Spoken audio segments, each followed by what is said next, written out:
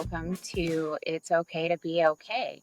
Today there's me, Melissa, and Crystal, and we've come to talk about some questions that have been asked and to explore deeper the nature of thought and the three principles. Hi, everyone. Hi, everybody. So, yeah. Yeah, so where do you guys want to start? Shall we just pick a random question? Pick away. Absolutely. Go ahead, Melissa. What were the questions again? I actually kept my phone here so that we had the questions that people asked. Yeah. So how about we speak to Pete's? Okay. So Pete's question was, how do you know when you begin to see your innate well-being? How does it feel? Do things change? Yes. Who wants to Massively. So it, it goes both ways because you can have like a big insight or a small insight. With me, I've had like a couple of big, but majorly it's like little insights. And it's really easy to think that we haven't progressed in the three principles, but when you look back, so like when I've looked back like over a year ago, I'm a completely different person. I think differently, I see differently. And I think for me, when I know I'm in that space, it feels like peace. Like it's quiet. It's like a whisper. It's not loud. And so now I seek that whisper out and I'm like, I'll ask a question, why am I feeling this? Or I don't even need to know why I'm feeling this. I just be like, what's going on? And then I shut up. As soon as I shut up, then I'll get insight, I'll get voices, or not voices, but I'll get knowings. Like, that's it. And then you trust it so more and more and more and more. And then the more I trust it, the more I'm getting. I thought that's the amazing thing about this three principles is the more you stay in the conversation, the more you trust it, the more you get. And it's the only way I can explain the feeling of it is just lightness, just real peace. Yeah. I like that Melissa said lightness because I agree. It's it's a very light feeling, um, a very freeing feeling. And how do you know when you begin to see your innate wisdom? For me, honestly, a key point to that is a quiet mind. If your mind is really busy and racing 100, 150 miles an hour, whatever you want to say, it's going to be real hard to hear that innate wisdom. But you'll know when you begin to see it because things change. And like Melissa said, sometimes we have these massive insights, and sometimes they're like little aha moments that come to us. So sometimes right away, you don't realize it's your innate wisdom, right? At least for me. But the more in tune you become with the principles and the quieter your mind is, the more space that you have and the capacity that you have to hear your innate wisdom, the more you'll begin to recognize it, on a daily basis. At least that's my input, Pete. Yeah. Yes, and I can remember when I first got a glimpse of my innate well-being, okay? And I was in a personal crisis because I lived most of my life there, always at my boiling point, always ready for everything to go wrong. And I was struggling with myself. I was struggling with my crazy. I struggled with my diagnosis and believing that that's who I was for so long. And I just remember I was, there was a bill due and there was something, it was just everything. And I was in the storm and I was in the grip. And then all of a sudden I was like, hang on, I'm not my crazy. My crazy flows through me, but it's not mine. It's not who I am. And that allowed me to take that step back and let it pass. And it was just that one quick, simple, I believe it was the, is this true? Is this not true? Or did I just make this up? Because I make a lot of things up and then I go as if they are true. Yeah. And that created a lot of turbulence. But once I seen that turbulence and that turmoil was just rapids going down the river and I knew it was going to get calmer, it created that little bit of space. And I think that was my first big insight is just I am not my crazy. But then every day, the more I could see myself getting caught up in the thought, the more I could see it was thought, that was my innate well being saying, hey, that's not real. And every time I could see the thought, it allowed me to step back and connect to that well being. So now it's an everyday thing and it's almost automatic. Like when I get up in my head, it's like, oh, this isn't a fun place to be and it's not safe here. Mm. So that drop down center, yeah. And how do you know? How do you know when you found it? When the chaos all around you doesn't affect your experience. When everything can be falling apart and you're able to take a step back and see how it's falling together. Beautiful. Yeah, so amazing. So, I think also, go ahead. oh, go on. Nope. I've forgotten what I was going to say. It literally just vanished. Melissa, did you have anything you Oh, wanted to add? darn it. It'll probably come back to you. Yep, back here. I'm sorry. I was just going to read the next one. This is not, I mean, this is fine. It's not really a question, but it's something that we can speak to for a second. And it's from Keith Tunn. And it says, remind people that it is okay to let others see you when you are vulnerable. Then he says, at least that's what my shrink tells me. So I'll Yeah, say something to that really quick. On our first episode, the three of us all showed our vulnerability, and it is okay. There's the beauty of showing and being vulnerable is that you're being real and you're being authentic. You're not trying to hide some kind of, don't have the word for it, anybody else have it? Insecurities, or you're not putting a mask on no. to be who you believe other people think you should be. Thank you. Yeah, absolutely. Well, and the cool thing about being vulnerable, it's like telling the truth. If you just stick to the truth, you don't have to remember anything. Mm, I love that. You don't have to hide. Yeah, you can just be. Mm, And when you are brave enough and have enough courage to be vulnerable to others, it allows them, it gives them permission to drop their armor and to be authentic. mm. And it's when we're our authentic selves, not taking anything away or adding anything, that we really step into our true power. Yeah, and I feel that with my relationship with my partner. It's so amazing. Like he knows every single thing about me.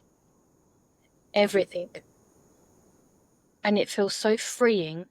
So I don't even have the words to say how amazing it feels to be able to be so vulnerable, so yourself. And I think if everyone did that with all the relationships we were in, how much would the world change overnight? Right.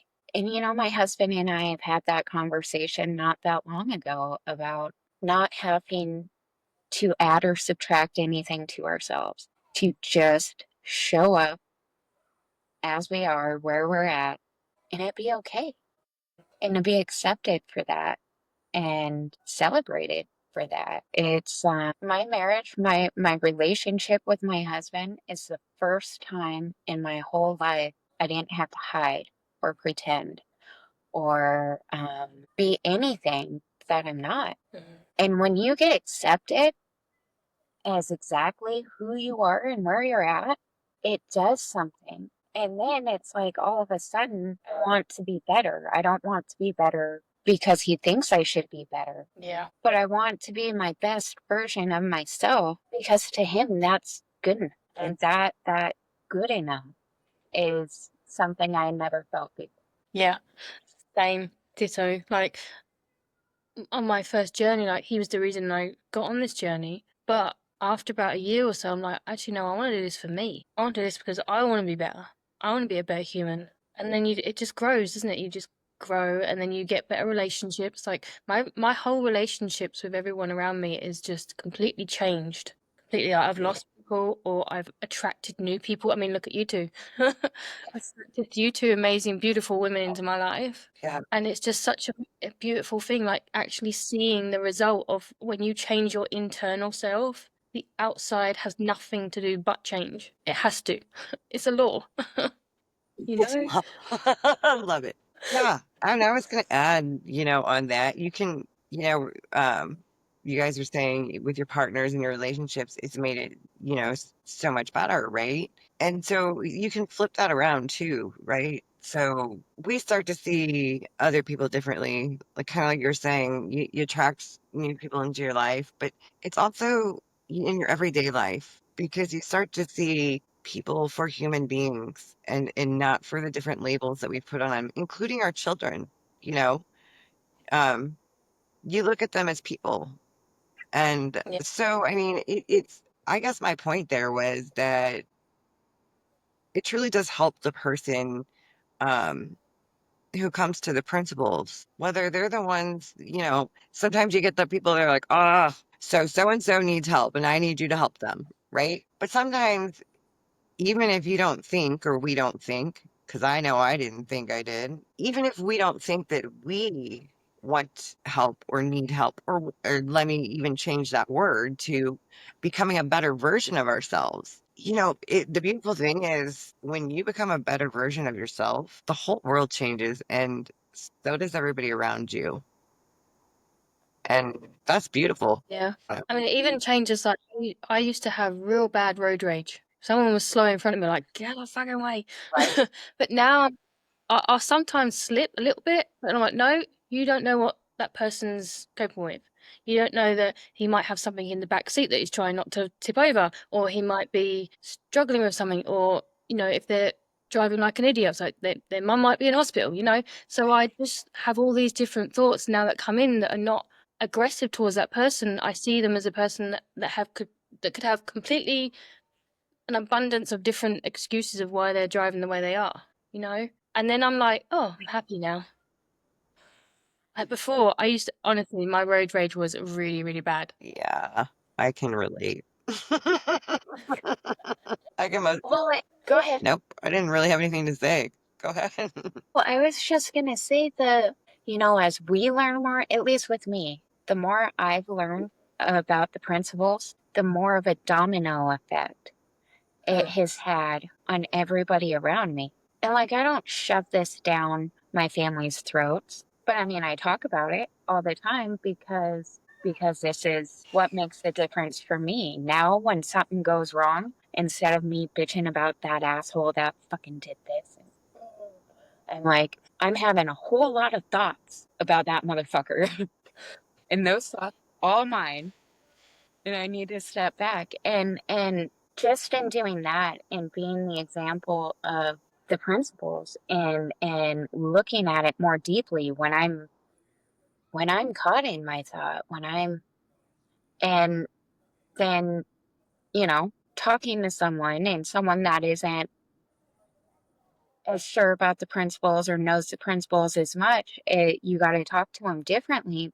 But just in doing that, the domino effect it's had on my children, on my husband, on my mom, on people I work with, it's just like this. When we take off all of our armor, it allows other people to set their shit down too. And then it's like you were saying, when you feel lighter, when you get the principles, it's like you realize you've been packing around all these insecurities, this self-doubt, all this bullshit that you fed to yourself, that other people have fed to you, and that along the way you started to believe. And you didn't even know how heavy that was until you set it down. And then it's like, holy shit. And that's the cool thing, is the domino effect, the allowing of other people to set their shit down too. I think it's allowing people to be themselves as well. not having to change. Like when I first come into this healing and I was doing like something called belief coding, I was like, oh, I can help so many people. And I was one of these people that kept sticking my nose in trying to heal people. And it weren't until I did the 3 principles and I realized that unless I'm invited, I'm not going to do that. The less I tried to help other people in a sense of trying without permission, the more they were getting it anyway. Mm-hmm. Because I was living it, I was doing it. And I guess my energy was the thing that was like, helping them. And it's crazy, isn't it? Like when you stop trying so much, that's when it actually helps. When you just let it be, if that makes any sense. I think I just. Absolutely. Yeah, that's a great point. It's true. And we all know, I'm pretty sure, right? You guys know the drama triangle? Do you? I don't know the trauma triangle. Okay. So when we have something where we want to help people, and like Melissa was saying, sometimes we uninvitedly try to help someone. Okay. So you create this drama triangle, right? Because here you are up top, right? And you're like, oh, this is so good. I want to help everybody. And this person I love so much is suffering, right? So I'm going to help them. So you go to help this person. Well, by doing so uninvitedly, this person now like takes on this somewhat of a victim mentality because they didn't ask for your help, and obviously they don't see that they need any help, right? So then victim mentality turns into persecution. Okay, and then they're going to come after you. And then you're going to resent them. Yes, it creates this whole drama triangle. So, yeah, that's, I think, a good point too. That's why we always let our clients know and anybody know that if you want help, beautiful, we're here, we will help. But if you are trying to force somebody else to get help, It always comes back on you. yes, it will. Because you're essentially saying that they're not good enough. Exactly. Yeah, And that's what I found with my dad. Like I was trying to force him to look at himself and heal and stuff. And if I put myself in his shoes, that was saying, well, I'm a bad person, I'm not good enough. And it wasn't until I realized that I was doing this, I still do it sometimes, but it wasn't until I realized I was doing that I thought, right, now I've got to stop trying to help other people when they haven't asked me to. yeah, And when I did that, when I fully accepted him for who he was, bad traits, good traits, all of it, that's when he kind of let his guard down. And that's when he started coming to me for advice and asking things. And now, growing up, we had quite a turbulent relationship. Now I've got the best relationship with my dad I've ever had. yeah, We are so close. And that's not because he's changed. I mean, he has changed, but before he started changing, it was because I've changed inside and saw him in a different way and loved him for the human he was. exactly. And when people feel loved, when they don't have to change, then like we want to be better people, they then want to be better people. Yes. Yeah, absolutely. It's amazing what just accepting somebody exactly where they're at will do for a person. Yeah. Go to our next one, which is Juan Denver.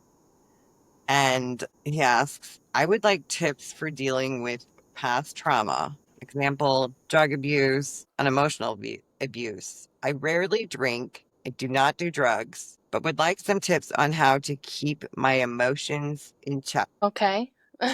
Who was I'll just quickly so I think remembering that right now only exists. Only now. The past doesn't exist. Our thinking about it exists. So when we're in this moment of thinking about the past, and I was there a lot, like I went to the past all the time thinking that that was going to fix me. Now I see the past in a whole different way. Like I have no anger, nothing, gratitude. And that's because I've changed the way I'm thinking about it. The past is still the same, as in it still happened that way, but I have a completely different mindset about it because I know that the only moment that exists is right now. And every time you think about a memory, you never have the same memory. You always have different thoughts about the same thing. You never have the same. It's like when the water comes out of a tap, that piece of water that's just dropped down, you'll never get that piece of water again. It's gone. Same with thoughts. We never get the same thought. We just get thoughts that are like the one we just had. And so when we're in that moment of thinking about our past, we're just thinking that thinking is causing our emotions, and that emotion is causing the struggle that we're in. When we realize that, we can just drop out of it and realize it's just thought. I agree. The big thing is realizing it's thought. And the thing that you gotta call it. Yeah. Like, I mean, for me, I would get so caught up in it, and it's like I would have to pull myself out of it. Like, stop. This is just thought. This is just some rerun of a movie that I'm replaying, and it can only affect me as much as I believe it to be true. And the more I've seen thought and the different ways thought can look, and then the more I learned about the nature of thought and that it's never going to stay. It's always flowing, it's always changing. And as long as I don't feed that thought that creates that emotion that is overwhelming, and it'll pass and I'll go on to a different. And that feeling that grips you so much takes what, 45 seconds to 90 seconds for a feeling to travel through your body and be gone unless you feed it. Yeah, good point. And I think that was a lot for me, with the trauma, with the whatever. It was just recognizing what thought looks like. And that thought plus consciousness can make a really, really good movie, or it can make a really, really bad movie. Yeah. It's up to us to decide which movie we want to stay in. I think you touched on a point, and a really important point as well, about what thought can look like. Because sometimes we think thought is just a voice in our head. For me, for example, I'll have thoughts, subconscious thoughts, but my body is very reactive. I'll get pains, I'll get headaches, and sometimes we don't associate those with thoughts as well. And then we think there's something wrong with us. So I got a lot of, when I looked about my trauma, like my childhood trauma, and say, for instance, I had issues with my sexuality. Every time I would come in that, my body would literally flare up. And me realizing through different principles that also is thought, that it's just a manifestation of thought through my body. I think if people can remember that as well, they won't get stuck in it so much. Because once it's in the body, it's like it feels so real, doesn't it? It just feels like the truth. Yes. But again, it's just come from the source is just thought. I'm going to touch on it for a minute too. Like Jen said too, and thought is so important, you guys. Like Jen said, every thought has a feeling attached to it, and every feeling has a behavior. Part of that question was tips on how to keep emotions in check. I think first and foremost is really important to understand something. The emotions that we have, we were equipped with these when we were born. So sometimes it's okay. And I've said this, but it's okay to feel different emotions. It's okay to feel sadness. It's okay to feel anger. It's okay to feel happiness, joy, peace. I think the best part of way I can say of trying to keep your emotions in check is being able to sit in an emotion and know that you're going to be okay and just let it pass. Like Jen said, I mean, it takes up to 90 seconds for a feeling to pass through us if we don't try to interfere or grab it or catch it or however you want to put it. So my best tip is to just realize that you're a person and it's okay to feel things. Be real choosy. And use Go ahead. and know that our emotions are our biggest asset. Like they're showing. Sorry, go on. Go ahead, finish. Sorry. Just our emotions are showing us where our thinking is taking us, what our thinking is doing. And yeah, they're our compass. And we shouldn't be afraid of them. No. Like, some emotions are scary, some emotions are intense. But the more we understand that those emotions are coming from a thought from the inside, it takes the power, intensity, It takes it down. And we're supposed to feel all these things. We are supposed to be angry. We are supposed to be upset and hurt and smile and laugh and play. We're not supposed to live in that. Think of a baby. Think of a 2-year-old. You take away the piece of candy they found on the floor. It's a oh my God, why did you do that? I'm so mad. Oh, look, there's a shiny thing. I'm going to go look at that now. And it's fluid. They don't hold on to it because we're not meant to hold on to it. We're meant to go into the valleys, but we're designed to go back up. And the more we realize that principle of mind, that we are part of something greater that is always, always going to bring us up. When we see that and we can rely on that and have faith in that, even in our lowest lows, instead of getting gripped by it and overtaken by it, it's, well, this sucks and this is not pleasant and this is not going to last long. And it allows you to kind of open your eyes because even in that darkness and the lowest valleys, there's such beauty that we never get to see because we're trying to avoid that feeling because it's uncomfortable. And it's only uncomfortable because we've been taught that those feelings are bad. Yeah. But they're not bad. We're meant to have them. The whole package. Yes. And but I think that this is where the principle of mind comes in, because when you don't know that you're part of a system that is always gonna lift you up, then you think you're stuck. Then we get comfortable and it's like, well, this is just how it is now and this is where I'm gonna stay. And maybe if I'm this miserable, everybody will leave me alone.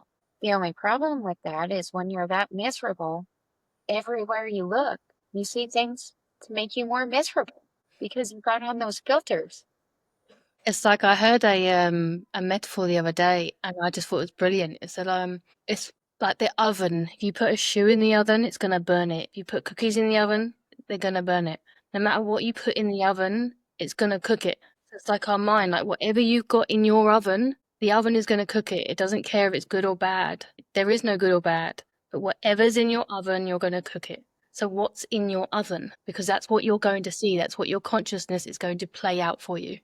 I love that. I know. I thought That was brilliant. I was like, that.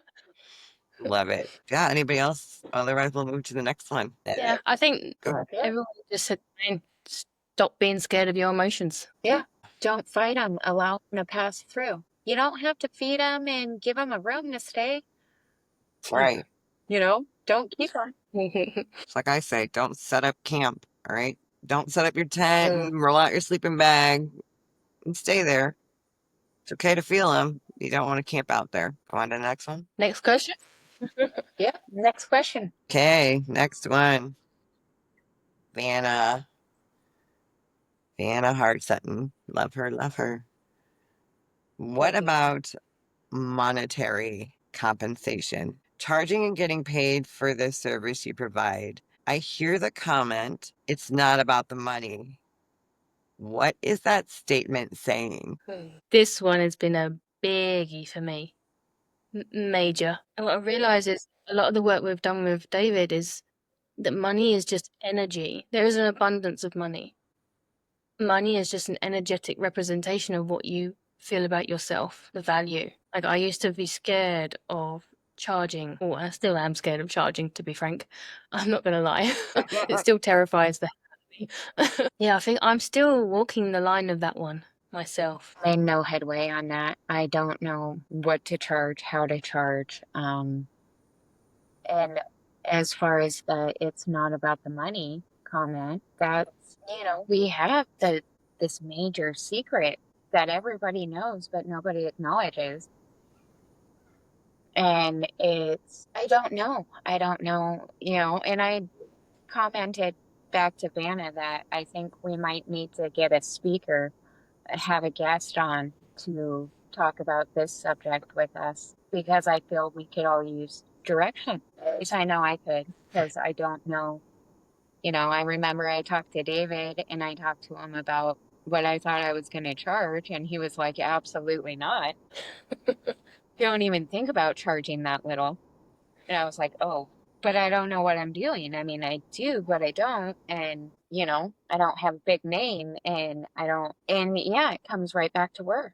Who Yeah. am I to charge money? I'm a recovering drug addict that's just trying to figure out how to get her shit together. But in the process, I've learned a really cool thing that can help all of us get our shit together if we want to. I think But we yeah.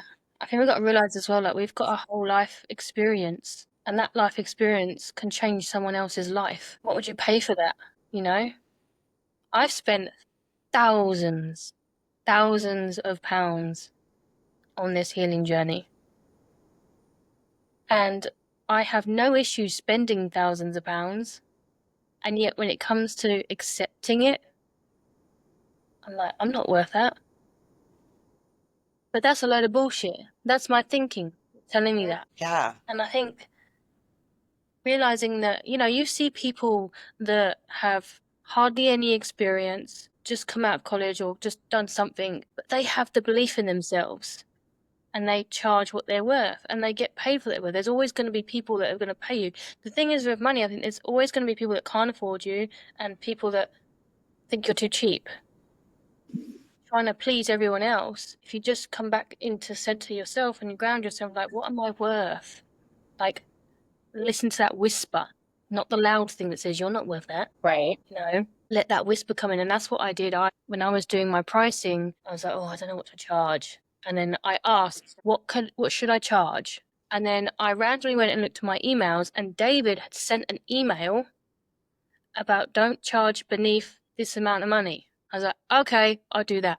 I feel like that was my answer. So when you ask, you will get the answers. It's just that if we've got that such a self-worth issue, we're not going to hear the whisper because that whisper will come in and be like, oh no, fuck that.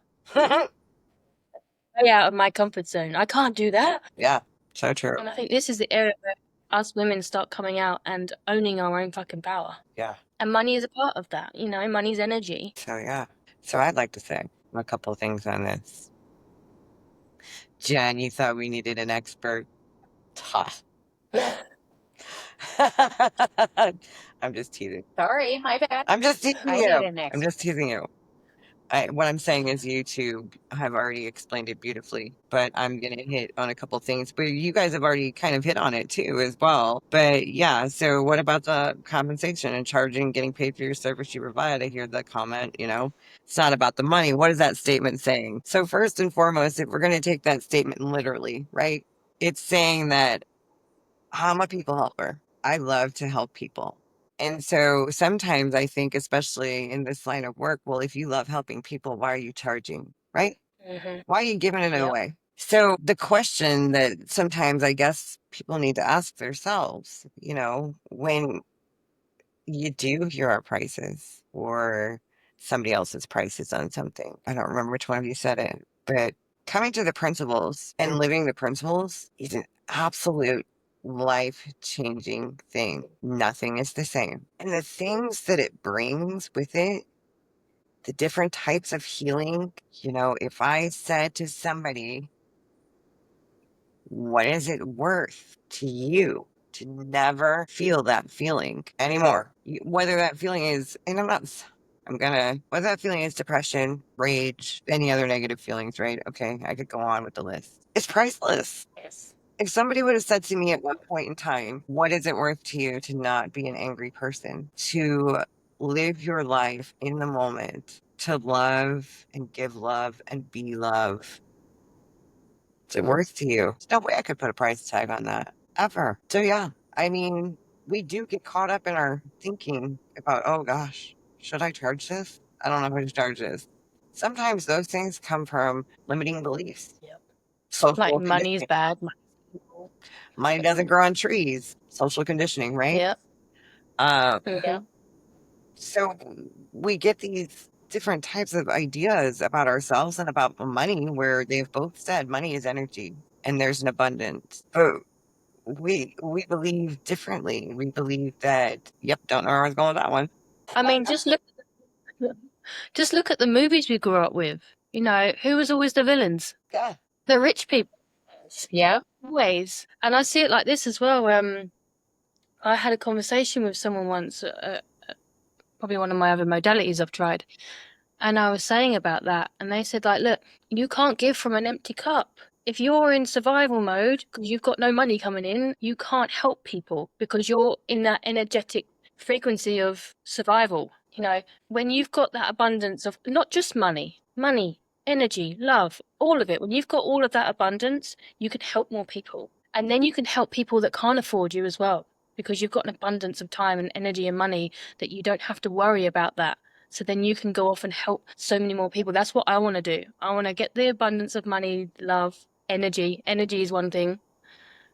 And once I got that, then you can go out and help people. Like you can do charities, you can do, you know, all these things open up to you. And I think remembering that as well, as we think like, if we're a good person, then we have to be poor, right? That's such a spiritual thing these days that if you're a spiritual person, oh, you can't charge or you can't have loads of money because that means you're not spiritual. Bullshit. Yep. Bullshit. Right. And, like you said, because I know my demographic, like the people I shoot for, I know that they can't afford a lot.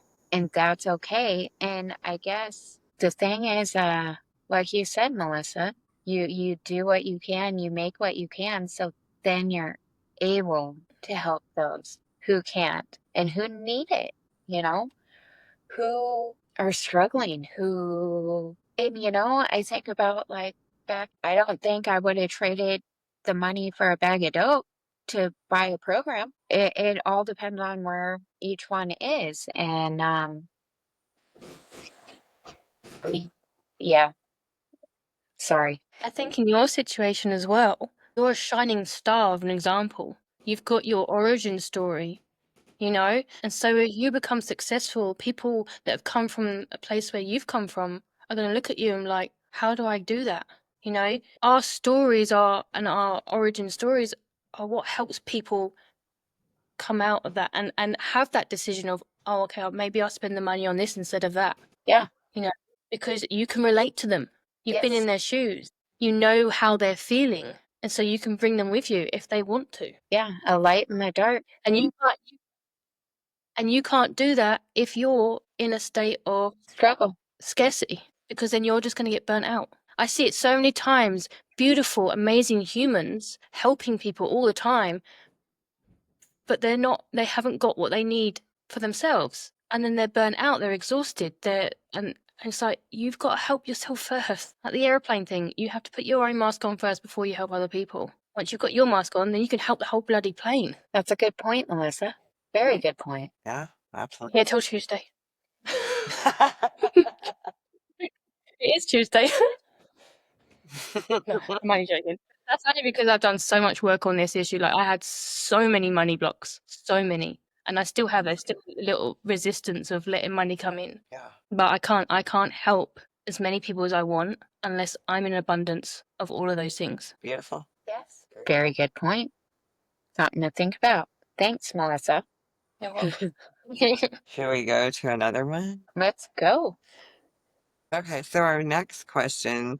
Next, we're only going to take a few more questions, but these are ones that came in from people who would like to remain anonymous, and that there's nothing wrong with that because we want to speak to those anyway.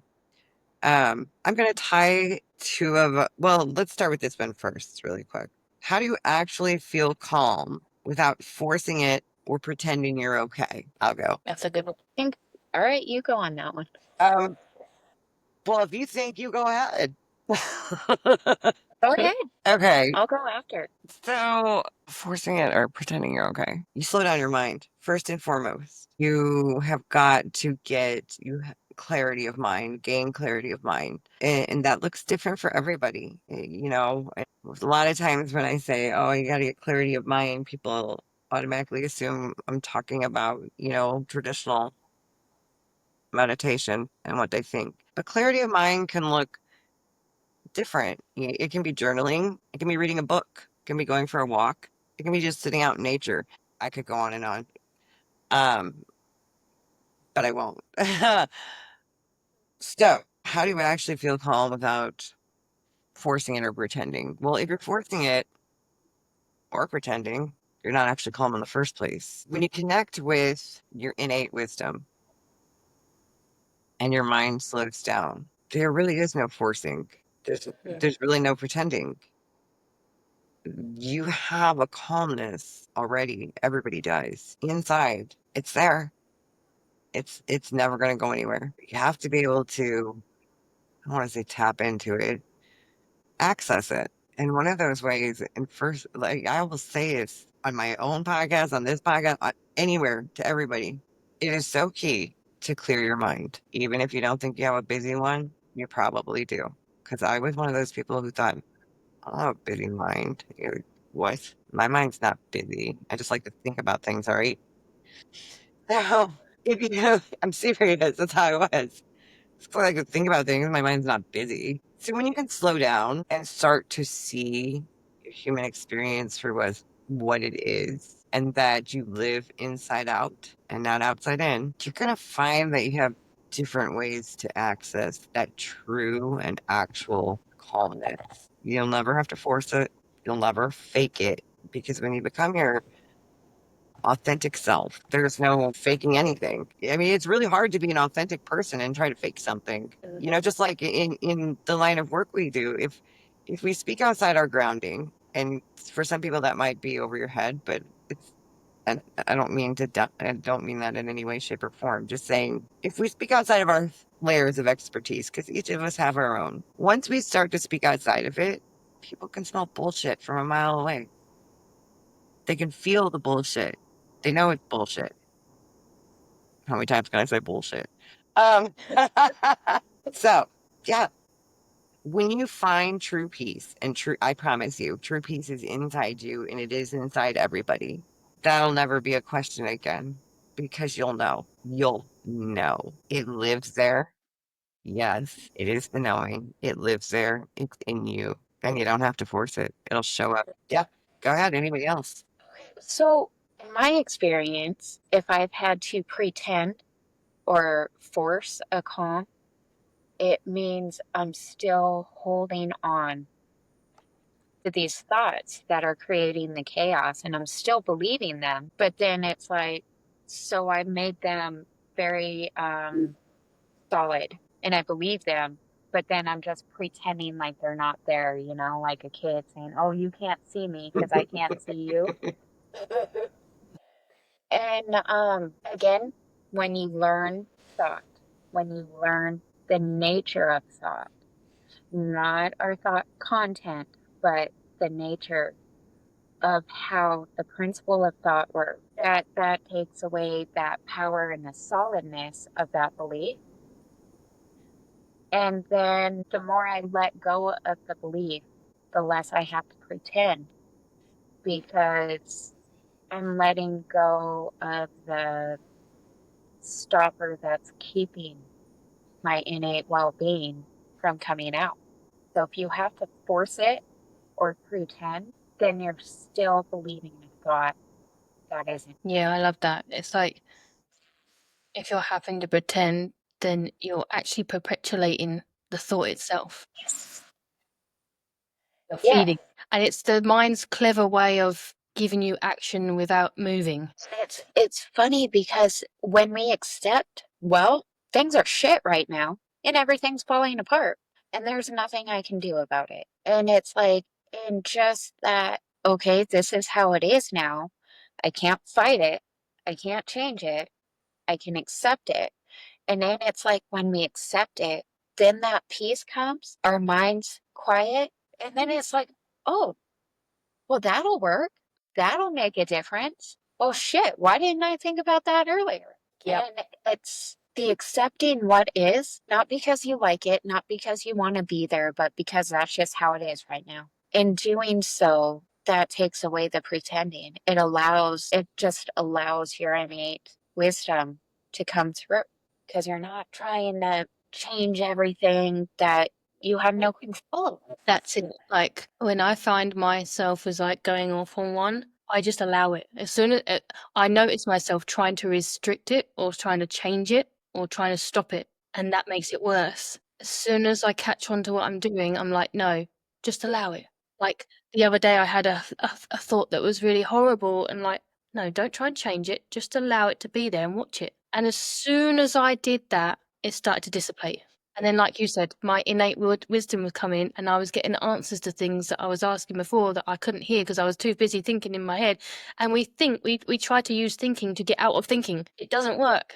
It just feeds the oven. You're stuffing that oven so full, you're gonna make a house fire. Exactly. Exactly. Yeah, I love that. Well, it's just like with other people, when we can accept ourselves for where we're at, when we can accept, like, ooh, this is a feeling and it's not my favorite feeling, it's not comfortable, but instead of fighting it, even this morning, I was in my head, I'm like, ooh, we got this podcast, and ooh, here I am telling Crystal yesterday, oh, it's fine, we'll do fine. When she's like, we're not prepared. And then I'm like, this morning, I'm like, I don't know what the hell I'm going to say.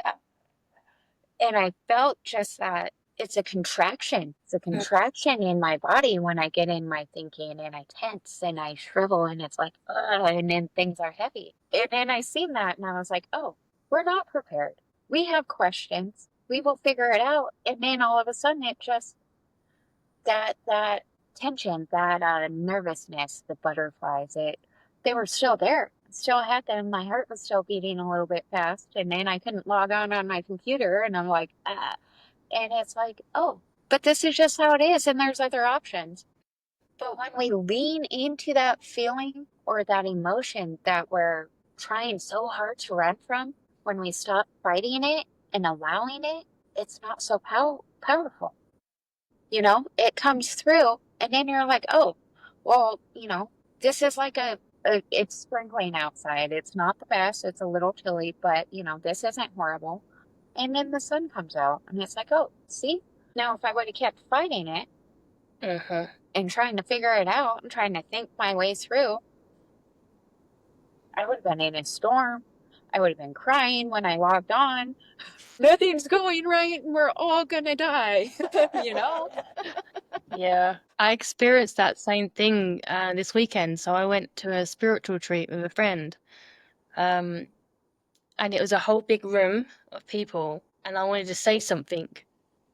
And as soon as I had the thought of saying something, my heart like went like it literally felt like it was coming out of my chest. My hands started shaking, my whole body was like freaking out. And that is normally where I would back off and say, fuck this. I was like, no, my body's just reacting to my thinking. I can still do what I want to do through this.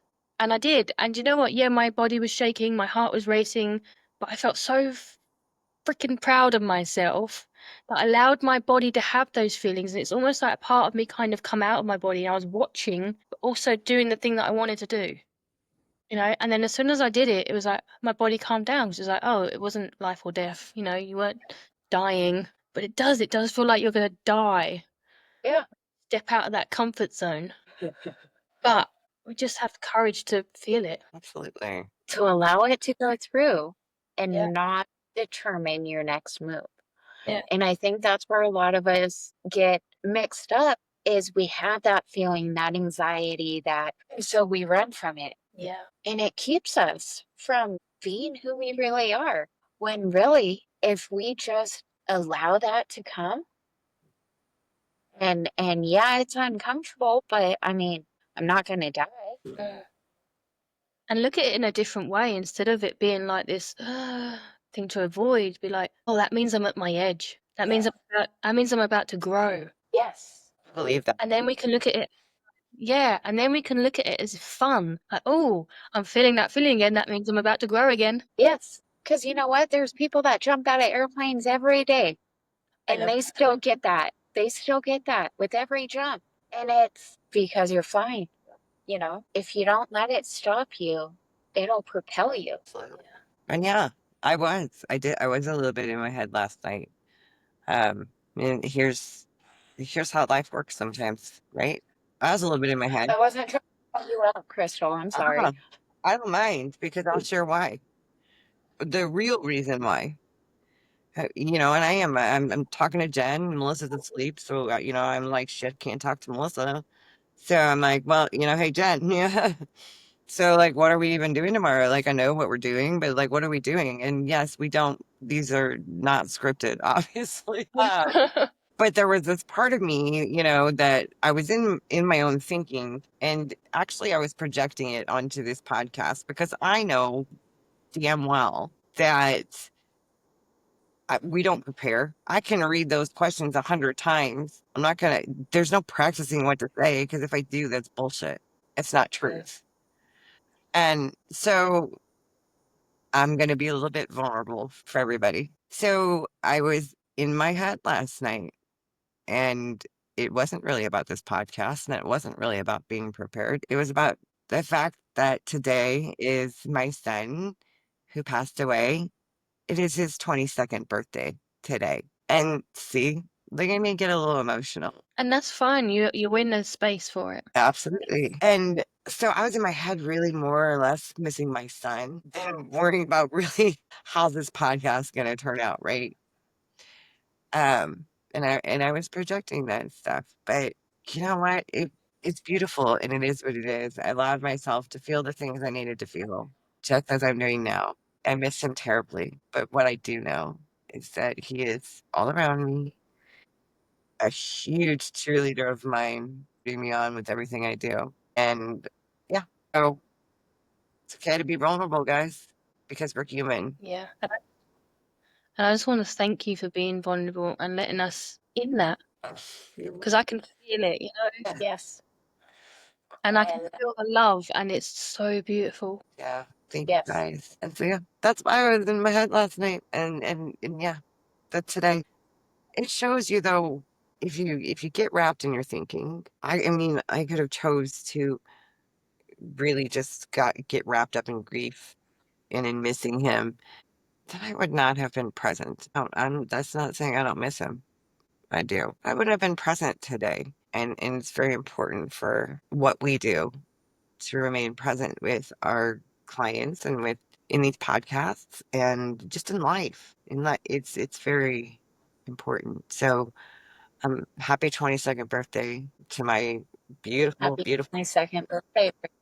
yeah. Happy birthday. And yeah, so here's vulnerable Crystal. Um, do we want to take one more or it's up to you guys? Jen, what did you want to say?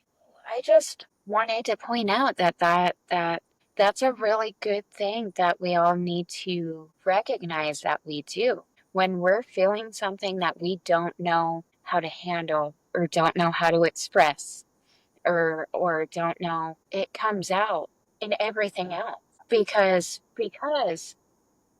you have control over the podcast. So I'm going to put all my energy into something I can control, and it has to be perfect because I can't deal with what's going on. But you recognizing that, and I just wanted to really point out to everybody that we all do that. That I'm making this number up because I don't know statistics, but I'm gonna say that a good 75 to 80% of the things that we lose our shit about or that we stress over is not what we're actually having an issue with. Mm. It's just the thing that showed up. It's the scapegoat. It's easier to fuss over this because I might have a chance at changing it. It's a really good point. And Crystal, I love you. I do. And um Thank- I want to say something else as well. Um, you said something, I can't remember what you said, but it made me think about this as well, like particularly with grief. There's an element of guilt if we feel okay. Oh yeah, I think that needs to be addressed as well. Like sometimes people keep themselves in that grief because they feel guilty if they come out of it. They feel like they should be still grieving. I yes. feel like that's a really important thing to say. it is. And you know what? I'm going to build on it for 1 second. So, my grandmother, who's passed now a few years back, she lost her husband when I was 1 month old. And she just passed a few years ago. She lived in that grief for the remainder of her life, missing him, never wanting to move on, never wanting to move past. Now, when I say move on and move past, I do not want anybody to misinterpret that. My son is always a part of my life. He'll always be a part of my life. I mean, we're celebrating his birthday tonight. You know, my kids that are grown and out of the house are coming over. And tonight we'll be getting together. We'll have a dinner and a birthday cake in his honor. We will sing to him. And normally we usually do something he wants to do. So meaning like we've always had family game nights. And he loved games, but he hated losing. True story. He was a rage quitter. If he was losing a game bad enough, he would flip a freaking board so nobody was winning. So yeah, I'm sure we'll play a game tonight and just, you know, remember him and honor him and love him and just feel his presence and his love. Yeah, that's grief is not like you don't have to stay there. And yeah, Melissa, that is the best point because a lot of people feel guilty if they don't live in grief anymore, right? I don't live in grief anymore, guys. Does it visit? You bet. Especially on his birthday or the day that he passed. Absolutely, grief comes to visit. But being able to sit with that feeling, kind of like we were talking before, and knowing I'm going to be okay because I've already seen that I'm okay. And I think the other thing to really hit on with great loss and in losing people is yes, I get it more than anybody. Your entire world is shattered in a split second, and there is nothing you can do. One, a reminder that we will never ever control anything outside of us, ever. Only control us. That's it. And the other thing, it's okay to be okay. Exactly. You like that? I love when I do that. But it's true. It's okay to be okay. You know why? Because I know that my son is cheering me on, like I said. I know he wouldn't want me to live my life or my husband or his siblings or his biological mother even to live our lives sad and you know, not moving on because he lived life. He was full of life. He loved life and people. Exactly. It's for you to not live your life to the fullest, you're doing him a disservice. Absolutely. Absolutely. And I know that sounds weird to people who might be fresh in a loss because I do know that I have friends who are fresh in the loss of a child. Listen, it does. It changes your whole world. It really does. But it doesn't have to change it for the worst for your whole entire life. You just need to see that your world has changed. Allow yourself to grieve. Allow grief. Yes. Yes. Fight grief. Don't fight it. Yeah. I think that's why some people stay in it for years and years and years and years because they're not allowing themselves to fully feel it. Yeah. Because some, Yeah.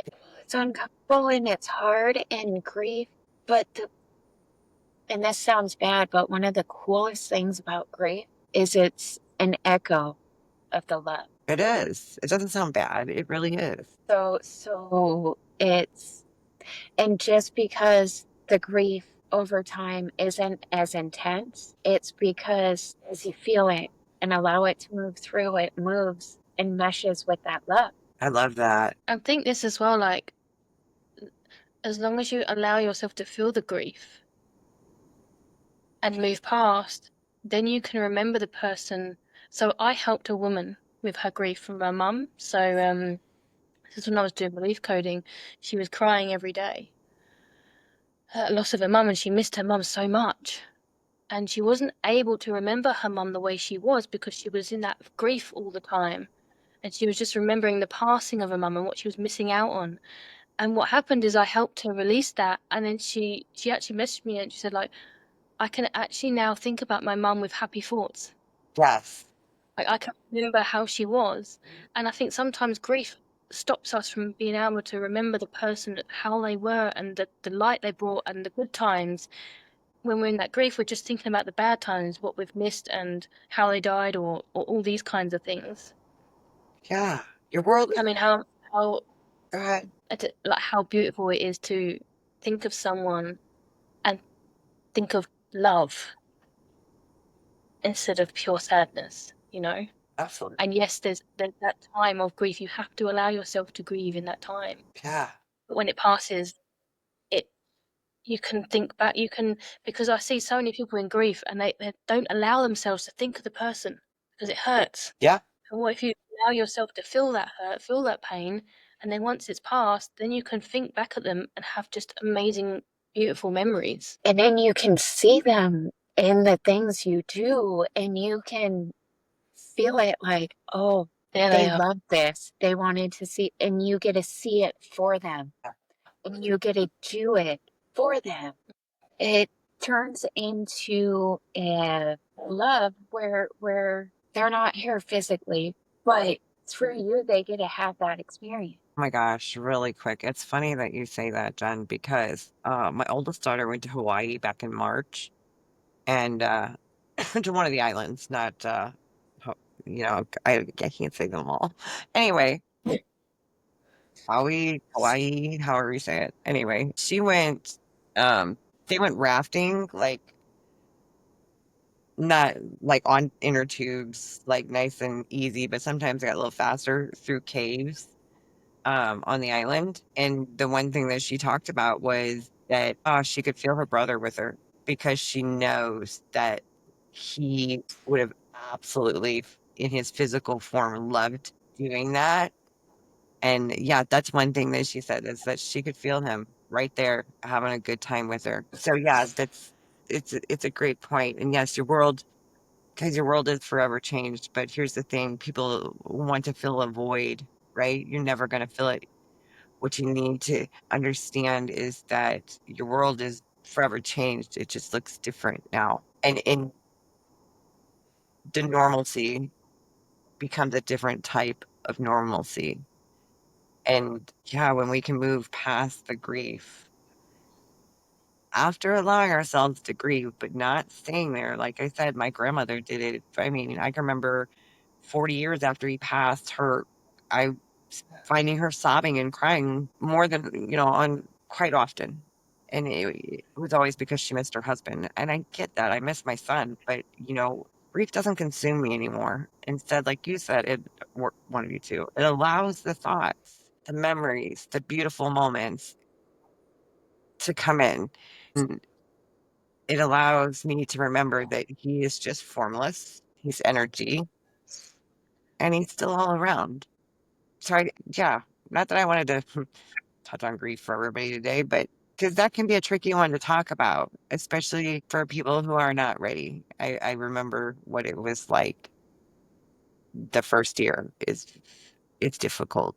I don't want to put a timeline on that for people, but it's seemingly extremely difficult at first. And yeah, no, people are until you're ready to talk about it. That's not something that Yeah. you can talk about. Meaning, like, It's like even, go ahead. God, Jed, you might be No, saying this. God. I was just going to say, even Sydney Banks, the enlightened man, when his wife died, he still allowed himself to feel the grief. Yep. For 6 months, he didn't. Yeah, absolutely, because he knew that that was something that we were built with. It's an emotion. It's another emotion, and unfortunately, some fucked up shit happens. And, tragedy is one of them in different forms too. Not just, tragedy can come in all kinds of forms. So yeah. Jen, what were you going to say? I don't know. It wasn't important. Anybody have something they just want to say in general to the questions we've taken today and the people we've hopefully reached? And I hope we've answered everyone's questions as fully as we possibly can. I've loved having this conversation again. Beautiful. I love the fact that we just come unscripted and we're just a complete mess. so fun. Yeah, and any other questions as well? Like, we'll be so happy to answer other people's questions. So leave your questions or DM us, whatever you want. And yeah, And I think for leaving, we should big thing to remember is it's under thought, your peace, your clarity. It's just underneath your thinking.